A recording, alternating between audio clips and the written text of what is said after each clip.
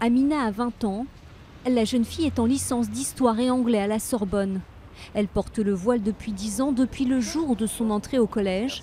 Et pour elle, pas question de le retirer pour aller en cours.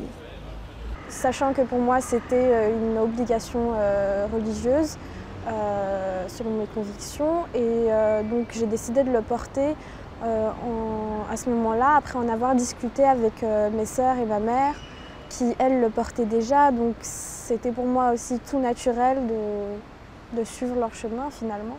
Pourtant, si Marine Le Pen ou Nicolas Dupont-Aignan étaient élus, Amina devrait retirer son voile à l'université. La jeune fille pourrait le garder si Jacques Cheminade arrivait à l'Élysée, aux conditions qu'il reste discret et qu'il ne soit pas présenté comme un acte de prosélytisme. En revanche, aucun problème pour l'étudiante si Emmanuel Macron, Jean-Luc Mélenchon, Benoît Hamon, Jean Lassalle ou Philippe Poutou arrivaient au pouvoir. Pour eux, à la fac, les étudiants sont majeurs et donc responsables. François Fillon préfère lui laisser les conseils des universités décider. Nathalie Arthaud est contre le port du voile en général, symbole pour elle d'oppression de la femme, mais elle s'oppose à une quelconque interdiction à la fac. Enfin, François Asselineau préfère ne pas se prononcer. À noter que tous les candidats sont favorables au port du voile dans l'espace public, tous, sauf Marine Le Pen.